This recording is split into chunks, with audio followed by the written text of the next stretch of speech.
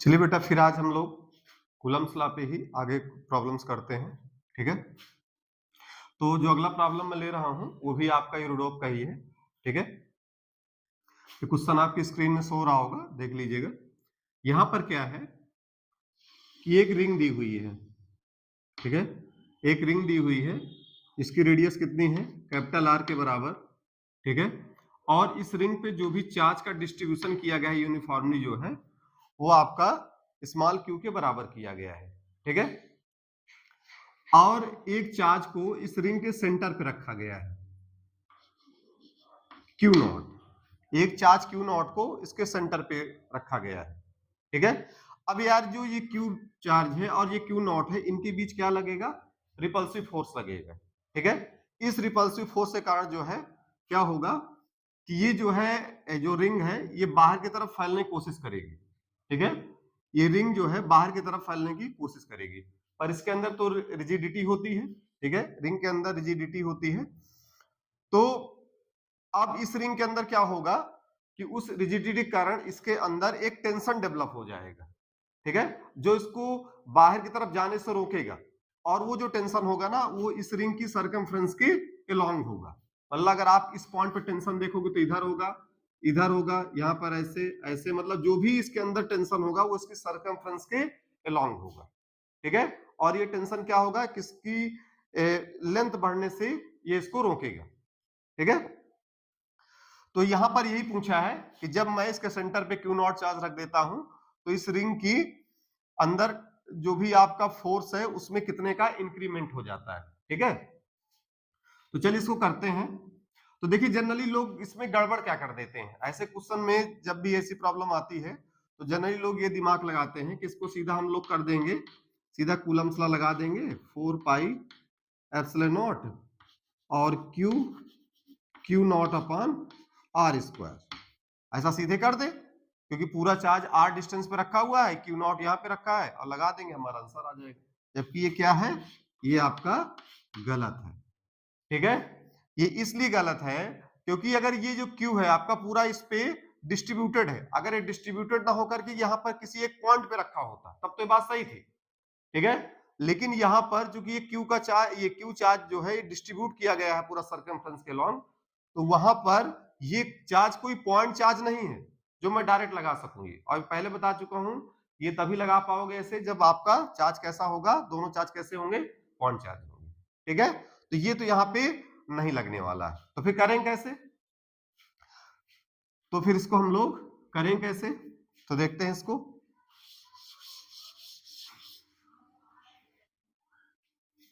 और वैसे भी देखो, ये जो क्यू चार्ज है वो इस क्यू नॉट पे नेट फोर्स कितना लगाएगा, 0 लगाएगा। कैसे, देखिए ये पूरा क्यू चार्ज डिस्ट्रीब्यूटेड है, इधर वाला चार्ज इसको इधर फोर्स लगाएगा, ये वाला इधर लगाएगा, ये इधर लगाएगा, ये इधर लगाएगा, हर डायरेक्शन का अलग अलग फोर्स लगेगा।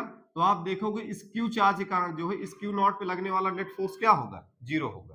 तो कूलम्ब्स लॉ तो वैसे भी नहीं लग पाएगा इसमें जो है। ठीक है, यहां पर कूलम्ब्स लॉ के अकॉर्डिंग आप देखोगे तो वैसे भी नेट फोर्स क्या आने वाला है, 0 आएगा। ठीक है, क्योंकि चारों तरफ खींचेगा तो उसके कारण नेट फोर्स क्या आएगा, इस पे क्यू नॉट पे नेट फोर्स कितना आ जाएगा, 0 के इक्वल आ जाएगा। ठीक है, तो यहां पर कोई, अगर आप इस पे नेट फोर्स देखोगे तो कितना आ गया, 0। तो जो मैंने अभी यहाँ लिखा था वो तो ऐसे भी गलत हो गया। ठीक है, और वो मैं बता भी चुका हूं कि वो पॉइंट चार्ज के लिए वैलिड है। ठीक है, तब यार ऐसी प्रॉब्लम को करते कैसे हैं। ठीक है, ऐसी प्रॉब्लम को हम लोग करते कैसे हैं, तो चलिए हम लोग देखते हैं इसको। इसका रेडियस आपका वही आर के बराबर दिया है, सेंटर पे आपका क्यू नॉट चार्ज रखा हुआ है। ठीक है, तो यार मुझे पता है कि कूलम्ब्स लॉ जो है पॉइंट चार्ज के लिए वैलिड है। ठीक है, तो मैं एक काम करूंगा, मैं सर्कमफ्रेंस पर पॉइंट चार्ज ही जनरेट करूंगा। इसके लिए क्या करूंगा, मैं यहां पर एक 2 थीटा एंगल का एक आर्क ले लूंगा। यहां पर एक ऐसा आर्क मैंने लिया जो सेंटर पे कितना एंगल बना रहा है, 2 थीटा बना रहा है। ठीक है, अब यार सर्कमफ्रेंस के बता चुका हूं कि जो भी टेंशन लगेगा वो सर्कमफ्रेंस के लॉन्ग होगा इस रिंग पर, ऐसे टेंशन आपका कुछ इस तरह से लगेगा। ठीक है, अब यार यहां पर जो भी रिंग के लॉन्ग चार्ज का डिस्ट्रीब्यूशन होगा वो कैसा होगा, Q upon 2 pi R, charge per unit length जो आपका होगा वो Q अपॉन 2 पाई आर होगा। ठीक है, अब यार इस सर्कमफ्रेंस का लेंथ कितना हो जाएगा, रेडियस आर है, एंगल 2 थीटा है, तो इसका जो लेंथ हो जाएगा वो हो जाएगा 2 आर थीटा।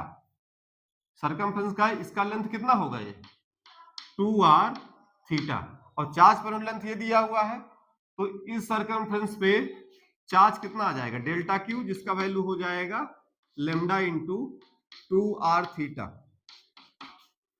तो ये आपका Q अपॉन 2 पाई आर और 2 आर थीटा। तो यहां से आपका R से R चला गया, 2 से 2 चला गया, Q थीटा अपॉन कितना आ गया, ये पाई आ गया। ठीक है, अब यहां पर देखिए ये भी आपका पॉइंट चार्ज बन गया, ये जो मैंने पोर्शन लिया है, क्योंकि थीटा यहां पर इतना कम है कि इसको मैं एज ए पॉइंट चार्ज मान सकता हूं, और ये भी पॉइंट चार्ज है। अब मैं यहां पर कूलम्स लॉ लगा सकता हूं, तो कूलम्स लॉ लगेगा तो ये फोर्स क्या हो जाएगा, 1 अपॉन 4 पाई एप्सिलॉन नॉट, ठीक है, Q not into delta Q, जिसका वैल्यू कितना आ गया है, Q थीटा बाई पाई आ गया। ठीक है, तो यहां से ये क्या बन गया आपका, Q not theta upon 4 pi square epsilon not, अच्छा यहां पर आर स्क्वायर भी रहेगा क्योंकि डिस्टेंस भी रखोगे, तो ये आपका, ठीक है। अब क्या करेंगे, ये फोर्स हमारा यहां से निकल आया, अब यहां पर हम लोग टेंशन के कंपोनेंट करेंगे। ठीक है, जब टेंशन के कंपोनेंट करेंगे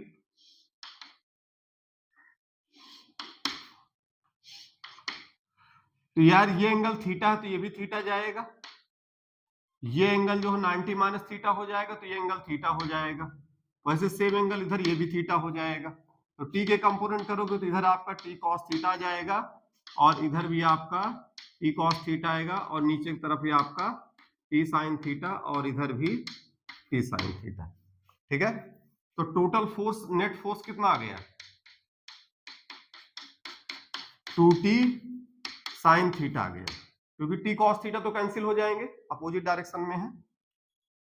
तो यार अब यहां पर क्या होगा, ये जो रिपल्सिव फोर्स है इस पॉइंट को बाहर की तरफ धकेलने की कोशिश कर रहा है, ठीक है, तो उसको बाहर जाने से कौन रोक देगा, 2t साइन थीटा रोक देगा।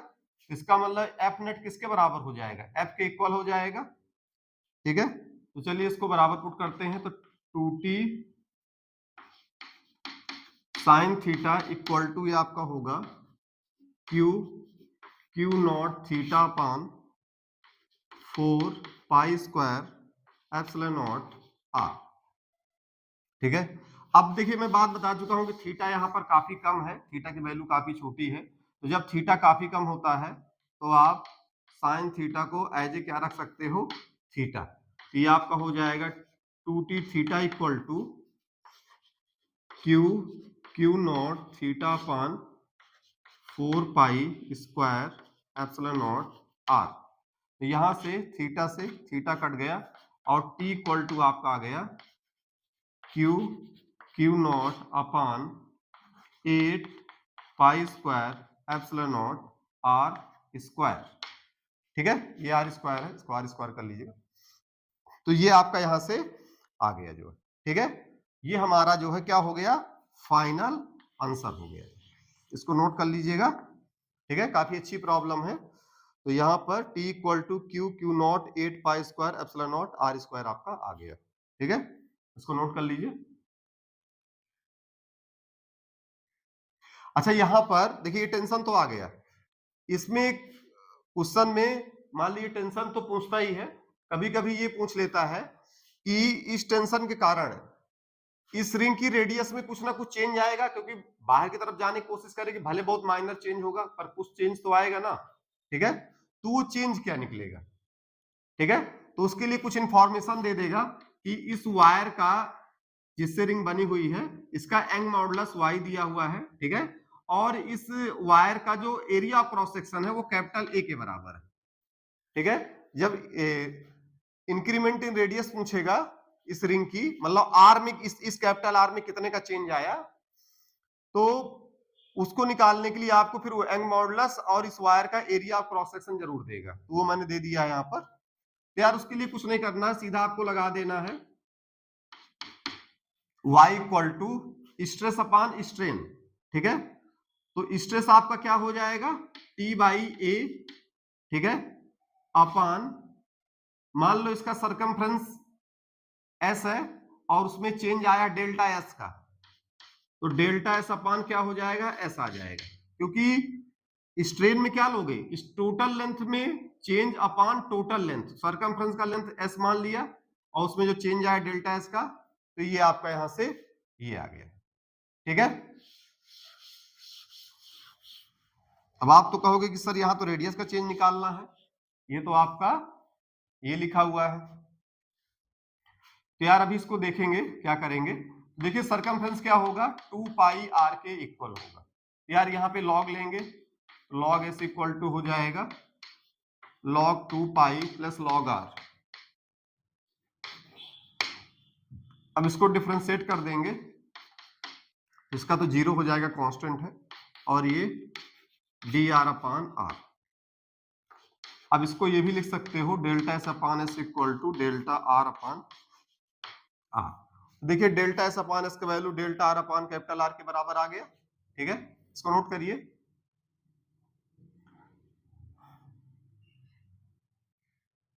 ठीक है, हटाता हूं इसको मैं। अब यार ये वैल्यू आ गई, तो डेल्टा s अपान s की जगह मैं रख सकता हूं, तो y इक्वल टू ये आपका हो जाएगा T बाई ए, ठीक है, और ये डेल्टा R नीचे आएगा और कैपिटल R ऊपर चला जाएगा, ठीक है। अब डेल्टा R को इधर ले जाएंगे, तो ये आपका हो जाएगा टी आर अपान ए वाई, ठीक है। इस डेल्टा आर को आप इधर ले जाइए, वाई को नीचे ले आइए, तो ये आपका डेल्टा आर इक्वल टू कितना आ गया, टी आर अपान ए वाई। अब ये वैल्यू यहां से निकल कर आ गई। अब टी का वैल्यू तो आप निकाल ही चुके हो, टी का वैल्यू तो आप निकाल ही चुके हो, तो उसको उठा करके यहाँ पे पुट कर देना, डेल्टा आर का भी वैल्यू आपका निकल आएगा, ठीक है, क्लियर। तो यहाँ पर एक तरह आप मान के चलो कि 2 क्वेश्चन सॉल्व हो गए, एक तो टेंशन निकालने वाला, और कभी कभी इसी क्वेश्चन में पूछ लेता है कि इस रिंग की रेडियस में कितने का चेंज आएगा, तो वो भी हमने, जो बचा हुआ काम है वो भी हमने यहाँ पर पूरा कर लिया है।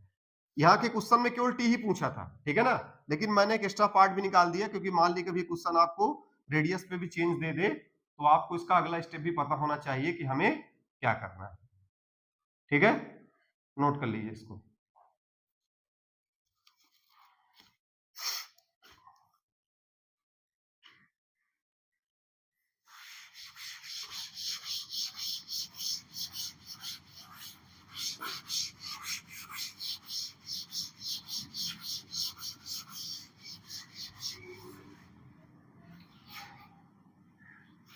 चलिए फिर आगे क्वेश्चन में चलते हैं।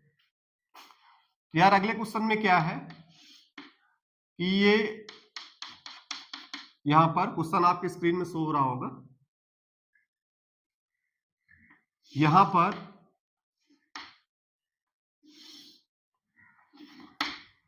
दो बॉल को इस पॉइंट से सस्पेंडेड कराया गया है, ठीक है। इनके जो बीच का एंगल है, मान लीजिए मैं इसको थीटा लेता हूं, तो ये भी थीटा हो गया, मतलब टोटल एंगल दोनों के बीच का 2 थीटा हो गया। तो क्वेश्चन में जो 2 थीटा का वैल्यू है वो दिया हुआ है 30 डिग्री। 2 थीटा का वैल्यू कितना दिया हुआ है, 30 डिग्री दिया हुआ है, ठीक है। तो यहां पर 2 थीटा आपका कितना दिया हुआ है, 30 डिग्री दिया हुआ है, क्लियर। तो क्वेश्चन में क्या बोला है कि पहले इन बॉल को ऐसे जो है हवा में रखा गया है, ऐसे अपना सस्पेंडेड है, ठीक है, पहली कंडीशन में। फिर अगली कंडीशन में क्या किया गया है कि यहां पर एक लिक्विड फील्ड कर दिया गया है, यहां पर एक लिक्विड फील्ड कर दिया गया है, और उस लिक्विड की डेंसिटी कितनी है, 0.8 दी हुई, ठीक है। और यहां पर ये जो बॉल है इसकी भी डेंसिटी दी हुई है 1.6, ठीक है। जो लिक्विड भरा गया है उसकी डेंसिटी है 0.8, और जो यहाँ पर ये बॉल है इनकी भी डेंसिटी दी हुई है 1.6। क्वेश्चन में आपने देख लिया होगा, उसमें क्लियर है।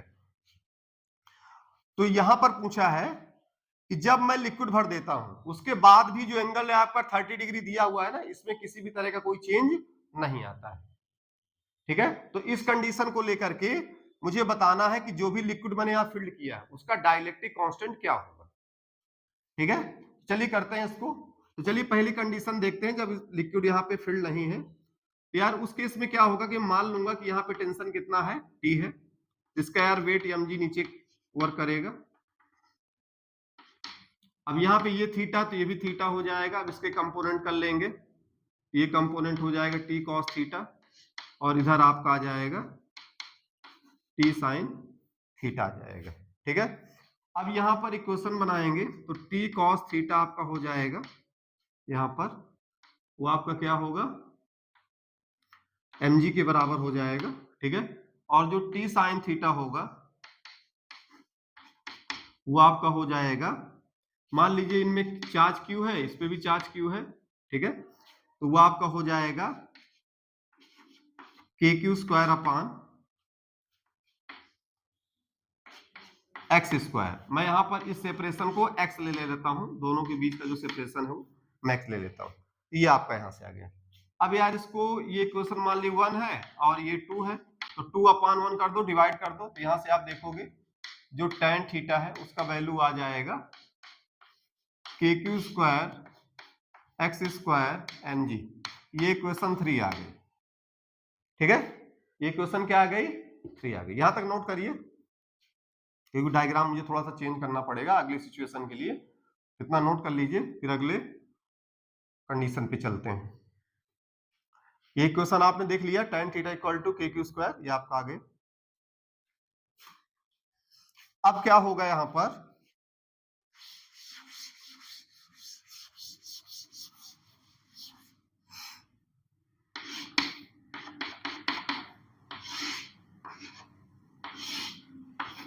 अब जब आपने लिक्विड फिल्ड कर दिया यहां पर, तो यार इस पे लिक्विड का क्या लगेगा, अब थ्रस्ट फोर्स लगेगा, इसका वेट mg अब भी नीचे की तरफ वर्क करेगा। अब यहाँ पे टेंशन बदल जाएगा, तो मैंने टी डैश मान लिया। ठीक है, दोनों पे आपका टी डैश होगा। हाँ, थीटा नहीं चेंज हुआ है, वो अब भी वही है, ये आपका थीटा और ये भी थीटा। तो यार यहाँ पर टी डैश है, तो टी डैश के फिर से कंपोनेंट करेंगे, तो ऊपर की तरफ आ जाएगा आपका टी डैश, क्योंकि ये एंगल फिर से थीटा हो जाएगा, तो टी डैश कॉस थीटा, और इधर आपका आ जाएगा टी डैश साइन थीटा।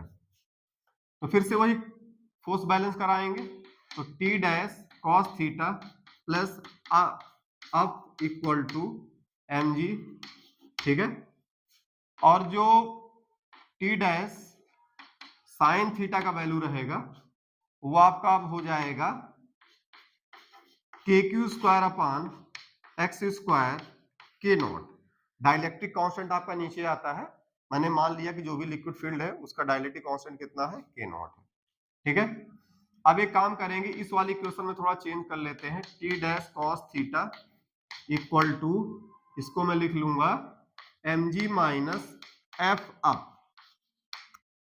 ठीक है, अब यार फिर से आप इस इक्वेशन को, एक इक्वेशन ये है, एक इक्वेशन ये है।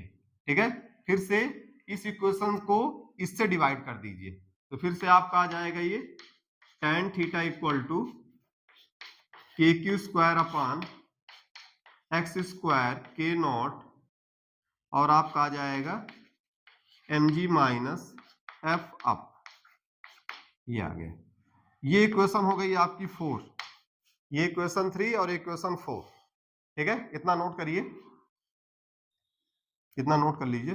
अब खुद ही समझ गए होंगे कि दोनों से tan थीटा का वैल्यू हम लोग क्या करा देंगे, इक्वेट करा देंगे, दोनों को इक्वल पुट कर देंगे।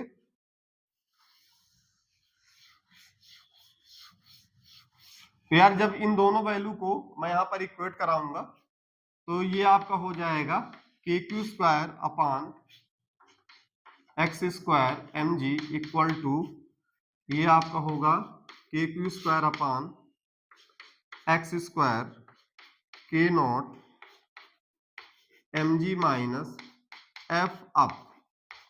ये आ गया। अब इन दोनों को मैं हटा देता हूं क्योंकि इसकी अब जरूरत नहीं मुझे। यार ये तो देखिए वैसे ही कैंसिल हो गया, एक्स स्क्वायर भी, एक्स स्क्वायर कैंसिल हो गया। ठीक है, अब ये आपका देखिए आ गया mg इक्वल टू के not mg minus F up. अब इस mg से इधर डिवाइड कर देते हैं, 1 इक्वल टू आ जाएगा आपका ये के not 1 minus F up upon mg, ये आ गया। फिर से इसको आगे करते हैं, 1 इक्वल टू के नॉट 1 माइनस, अब देखिए एफ अप क्या होता है, अगर बॉल का मैं वॉल्यूम v मान लूं, ठीक है, बॉल का वॉल्यूम जो है v है, तो उस पे लगने वाला थ्रस्ट फोर्स क्या होगा, अगर वो कंप्लीटली सबमर्ज्ड है तो हो जाएगा रो वी जी, ये रो डेंसिटी है लिक्विड की, ठीक है, और नीचे mg। अब मान लो जो भी बॉल है उसकी डेंसिटी स्मॉल d के बराबर है, तो उसका m का वैल्यू क्या हो जाएगा, dvg, ये ठीक है, dv उसका वैल्यू, d इंटू वी उसका मास हो गया इंटू g, ठीक है।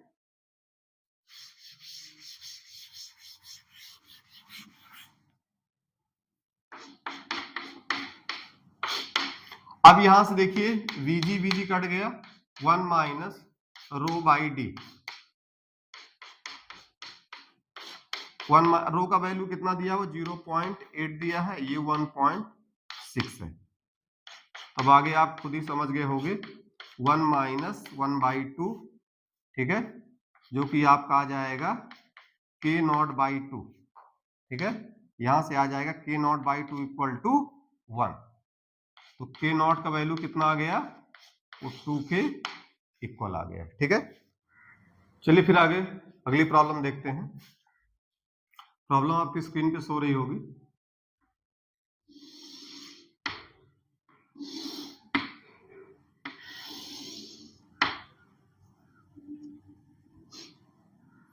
यहां पर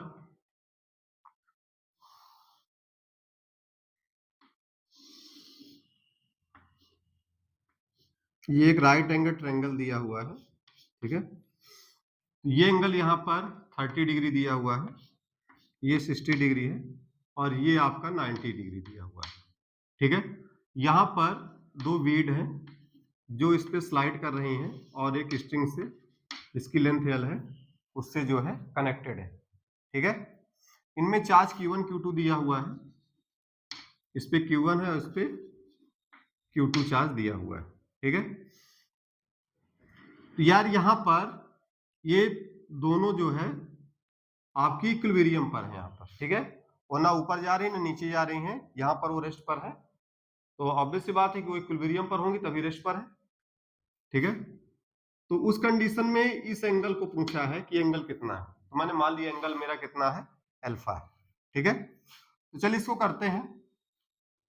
देखिए यहां पर क्या है, एक तो इसका वेट लगेगा नीचे की तरफ mg, ठीक है, mg इसका वेट नीचे की तरफ लगेगा, तो यार यहां पर मैं mg के कंपोनेंट करूंगा, और ये कंपोनेंट करूंगा तो नीचे की तरफ आपको पता ही है कितना आएगा, mg साइन 30 डिग्री, और इसके परपेंडिकुलर आएगा mg कॉस 30 डिग्री आएगा। सेम यहां पर भी करेंगे कंपोनेंट, ठीक है, तो प्लेन के लॉन्ग कितना आएगा, mg साइन 60 आ जाएगा, ठीक है, और प्लेन के परपेंडिकुलर कितना जाएगा, mg कॉस 60 डिग्री जाएगा, ठीक है। ये आप लोग मैकेनिक्स में कर ही चुके होंगे, ये क्वेश्चन पूरा आप समझ लीजिए फोर्स बैलेंस का है, ठीक है ना। ये प्रॉब्लम जो है पहले आपकी जेई में आई हुई है, तो यहां पर ये मैंने कार्य कर लिया। अब देखिए यहाँ पे नॉर्मल रिएक्शन भी लग रहा होगा, मान लीजिए यहाँ पे N1 है और यहाँ पर N2 लग रहा है, ठीक है, और एक यहाँ पर फोर्स लगेगा इलेक्ट्रोस्टैटिक फोर्स, जो कि इस स्ट्रिंग की लेंथ के लॉन्ग लगेगा, तो इस पे फोर्स F इधर लगेगा, और इस पे जो आपका फोर्स है वो इधर लगेगा, ये आपका इलेक्ट्रोस्टैटिक फोर्स है, ठीक है। इन दोनों चार्ज के अलोंग जो लगेगा, आपका चार्ज को मिलाने वाली लाइन के अलोंग लगेगा, और एक इस स्ट्रिंग पे टेंशन भी होगा, ये ठीक है, स्ट्रिंग पे क्या होगा, टेंशन भी होगा। तो यार यहां पर मैं फोर्स बैलेंस की जो इक्वेशन है वो प्लेन के लॉन्ग भी बनाऊंगा और प्लेन की परपेंडिकुलर बनाऊंगा, यहां के लिए भी और यहां के लिए भी। लेकिन यार अगर मैं परपेंडिकुलर इस डायरेक्शन में फोर्स बैलेंस की इक्वेशन बनाऊंगा तो यहां पर N1 आ जाएगा, और इसमें बनाऊंगा प्लेन के परपेंडिकुलर तो N2 आ जाएगा, ठीक है। अब यार वो N1 है और ये N2 है, दोनों अलग अलग है, ठीक है, तो ये तो एलिमिनेट होंगे नहीं, ठीक है, तो यहां से अल्फा तो नहीं निकल पाएगा क्योंकि n1 n2 फंस जाएंगे और n1 n2 दोनों अलग अलग होंगे, ठीक है, क्योंकि ये एंगल 30 डिग्री और 60 डिग्री है, तो नॉर्मल एक्शन दोनों जगह क्या होगा, वो अलग अलग होगा। तो यार मुझे जो है फोर्स बैलेंस की इक्वेशन प्लेन के अलोंग बनानी पड़ेगी, ठीक है, तो यार प्लेन के अलोंग बनाते हैं। तो चलिए यहाँ पर देखिए, यहाँ पर ये एंगल अगर अल्फा है तो ये वाला एंगल भी अल्फा हो जाएगा, तो एफ का जो कंपोनेंट इधर की तरफ है वो आ जाएगा एफ कॉस अल्फा, ठीक है, और यहाँ पे टेंशन टी है तो टेंशन का भी कंपोनेंट इधर की तरफ जाएगा टी कॉस अल्फा, ठीक है। देखिए ये एंगल अगर अल्फा है तो ये वाला कितना हो जाएगा, ये वाला ये हो जाएगा 90 माइनस अल्फा, ठीक है, तो उसके अकॉर्डिंग जो इस फोर्स का कंपोनेंट प्लेन के लॉन्ग आएगा वो कितना हो जाएगा, एफ कॉस 90 माइनस अल्फा, जो कि आपका क्या बन जाएगा, एफ साइन अल्फा हो जाएगा, ठीक है, और वैसे ही ये टी है, टेंशन इधर की तरफ है तो टी का भी कंपोनेंट इधर की तरफ आएगा, जो कि आपका हो जाएगा टी कॉस 90 माइनस अल्फा, जो कि आपका किसके इक्वल हो जाएगा, टी साइन अल्फा के इक्वल हो जाएगा, ठीक है। अब यार यहाँ पर इस प्लेन के लॉन्ग में इक्वेशन बनाता हूं फोर्स बैलेंस की, तो क्या बनेगी, देखिए ऊपर की तरफ केवल टी कॉस अल्फा है, नीचे की तरफ एम जी साइन 30 और एफ कॉस अल्फा है, ये T cos alpha equal to F cos alpha plus M G sine 30 degree, ठीक है, इसमें कॉस अल्फा कॉमन लोगे तो cos alpha T minus F equal to M G sine 30 degree, ठीक है, ये इक्वेशन 1 हो गई, ठीक है, इतना नोट करिए, फिर अगले वाले प्लेन के लिए बनाते हैं क्योंकि यहाँ पे जगह नहीं है, ठीक है। चलिए मैं इसको थोड़ा यहाँ लिख देता हूं, जब इसके लॉन्ग बनाओगे तो इधर की तरफ ऊपर की तरफ का फोर्स क्या है, T sine alpha, T sine alpha equal to इस डायरेक्शन का फोर्स कितना है, एम जी साइन 60 डिग्री और प्लस एम जी साइन 60 और एफ साइन अल्फा, ठीक है, तो फिर से इसमें साइन अल्फा कॉमन आ जाएगा, अब इसको मैं हटा दे रहा हूं,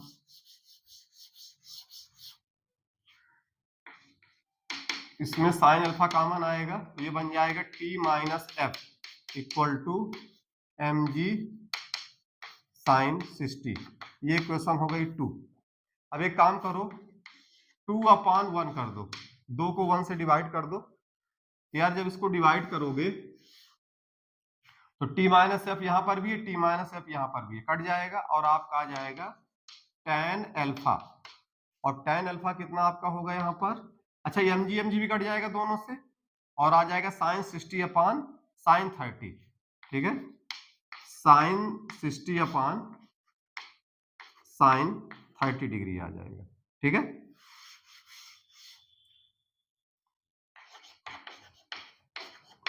तो यार इसका वैल्यू कितना है, √3/2 होता है और इसका वैल्यू हो जाएगा 1/2, ये तो 2 कट जाएंगे और कितना आ गया, √3 आ गया, तो tan अल्फा इक्वल टू आ गया √3, tan अल्फा कितना आ गया, √3, तो अल्फा का वैल्यू कितना आ गया यहाँ पर 30 डिग्री आ गया, ठीक है, अल्फा का वैल्यू कितना आ गया 30 डिग्री आ गया, क्लियर। अब यहाँ पर आपको क्वेश्चन क्लियर हो गया होगा कि मैंने प्लेन के अलोंग इक्वेशन क्यों नहीं, वो प्लेन के परपेंडिकुलर मैंने इक्वेशन क्यों नहीं बनाया, क्योंकि वहां पे नॉर्मल एक्शन फंस जाता और मुझे चूंकि अल्फा निकालना है और वहां पर नॉर्मल एक्शन फंस जाने के कारण वैल्यू एलिमिनेट नहीं हो पाती, ठीक है ना। अब कुछ लोग सोच रहे होंगे कि दोनों तरफ अगर सेम नॉर्मल एक्शन होता तो एलिमिनेट हो जाता, लेकिन सेम नॉर्मल एक्शन नहीं होगा, क्यों, क्योंकि दोनों एंगल अलग अलग है, अगर दोनों एंगल सेम होते तब ऐसा पॉसिबल हो पाता है, ठीक है। चलिए इसको नोट कर लीजिए,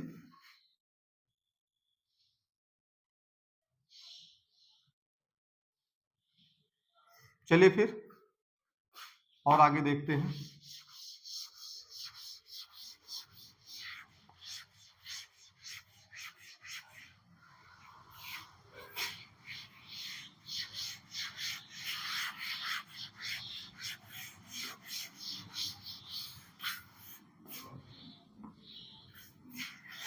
ठीक है, अगली प्रॉब्लम देखते हैं।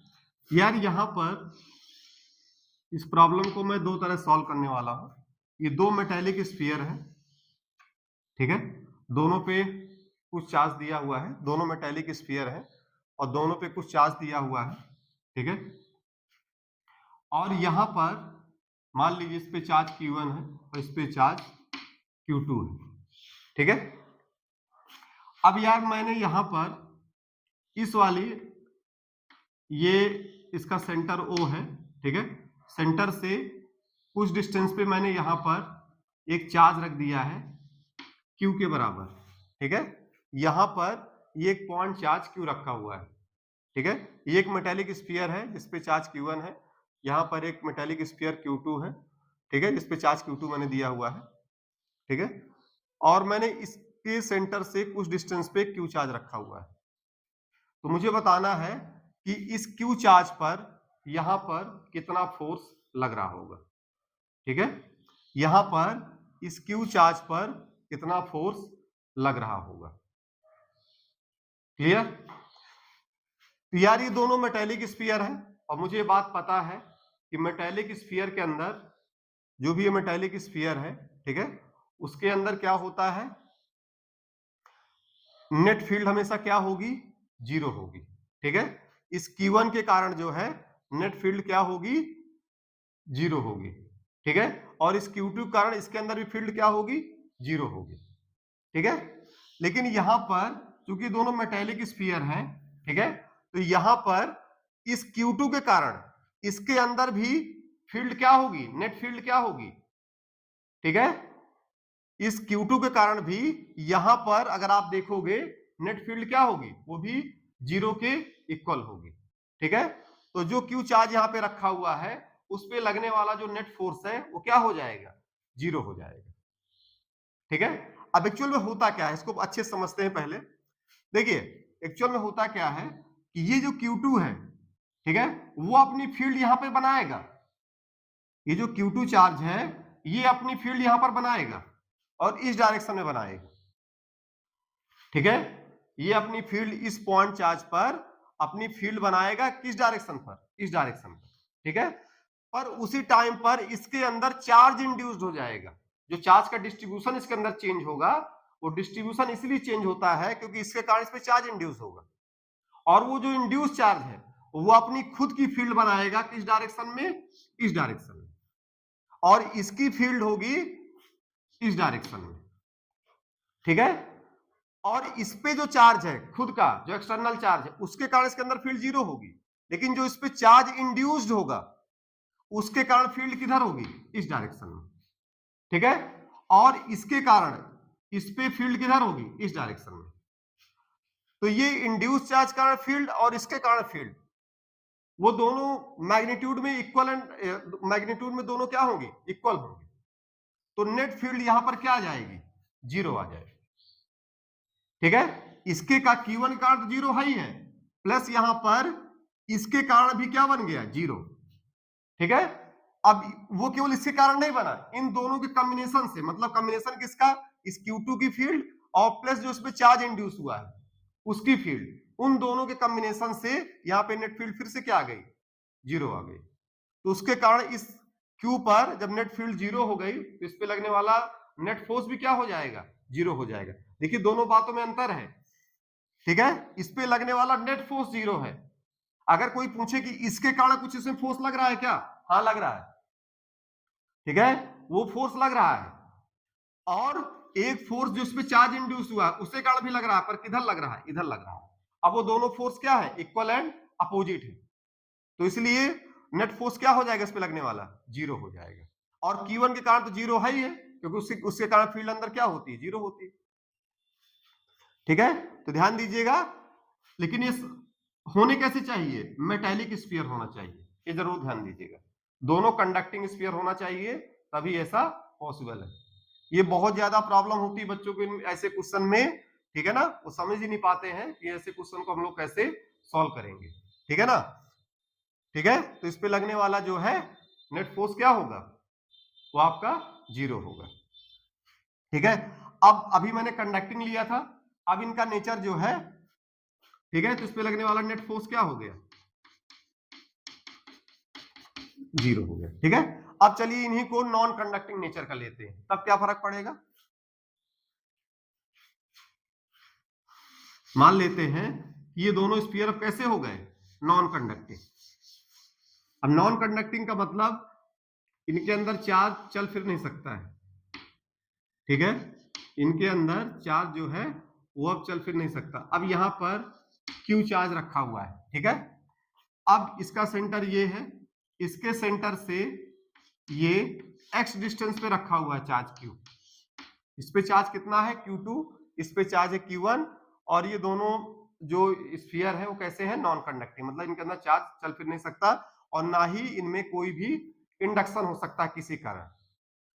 ठीक है, और ना ही चार्ज का किसी कारण इंडक्शन हो सकता। तो यार ये चाहे अब यहां पर क्या होगा कि ये चाहे कंडक्टिंग हो या नॉन कंडक्टिंग हो, दोनों के खुद के चार्ज का अंदर फील्ड क्या होगी, वो तो जीरो होगी। जो एक्सटर्नल चार्ज उसके कारण फील्ड जीरो होगी। ठीक है, तो इनके कारण तो इस पे फोर्स, इसके कारण फील्ड अंदर जीरो होगी, तो इसके कारण कोई फोर्स नहीं लगेगा। ठीक है, इसके अंदर भी फील्ड जीरो होगी। ठीक है, अब यार इसके कारण जो यहां पर फील्ड बनेगी, ध्यान देना, अब इसके कारण जो मेटेलिक सेल दी हुई है, इसके कारण इस पॉइंट पर x डिस्टेंस पर फील्ड कितनी बनेगी, इक्वल टू, ये आपको पता होगा, के Q2 अपॉन एक्स स्क्वायर। ठीक है, और इस E के कारण जो है इस पे फोर्स लगेगा, और वो फोर्स कितना लगेगा, F equal to Q into E. तो ये कितना हो जाएगा, K Q2 Q upon x square, ये फोर्स आ गया आपका। ठीक है, अब आप कहोगे सर यहां पर ये फोर्स, नेट फोर्स जीरो क्यों नहीं हुआ, इस बार तो नेट फोर्स की वैल्यू निकल आई, इस बार नेट फोर्स जीरो क्यों नहीं हुआ। इस बार इसलिए बेटा जीरो नहीं हुआ क्योंकि यहां पर पिछले केस में क्या था, मेटेलिक के केस में, कि इसकी फील्ड वहां पर भी थी। ठीक है ना, पर उस फील्ड को कौन कैंसिल कर दे रहा था, इसके अंदर जो चार्ज इंड्यूस हो जा रहा था उसके कारण फील्ड इस डायरेक्शन में आ जा रही थी और नेट फील्ड जीरो बन जा रही थी, तो इस पे लगने वाला नेट फोर्स जीरो हो गया था। पर इस बार क्या है कि ये अपनी फील्ड तो यहाँ पे बना रहा है इतनी, पर इसकी फील्ड को कैंसिल करने के लिए यहाँ पे किसी भी तरह का चार्ज का इंडक्शन नहीं होगा, और जब इसके अंदर किसी भी तरह का चार्ज का इंडक्शन नहीं होगा तो इस फील्ड को कोई कैंसिल ही नहीं कर पाएगा, क्योंकि खुद Q1 के कारण तो अंदर फील्ड जीरो है। ठीक है, जो चार्ज इसके अंदर इंड्यूस होता, अगर ये मेटेलिक होता तो उसकी फील्ड इसके अपोजिट आ जाती और नेट फील्ड जीरो बन जाती और नेट फोर्स जीरो हो जाता। पर चूंकि ये तो नॉन कंडक्टिंग है तो कोई चार्ज का इंडक्शन होगा नहीं, तो नेट फील्ड आपकी यही रहेगी जो उसके कारण यहाँ पे बनेगी। ठीक है, तो उसके कारण आपका जो लगने वाला नेट फोर्स है वो आपका ये हो जाएगा। ठीक है, क्लियर, नोट कर लीजिए इसको।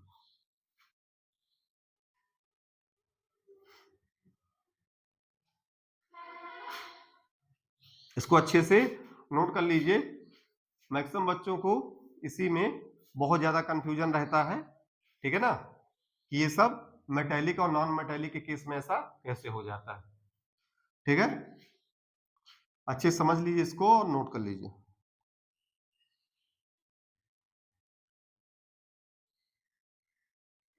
चलिए फिर आज के लिए इतना ही, फिर बाकी जो है आगे देखते हैं। ठीक है बेटा, थैंक यू।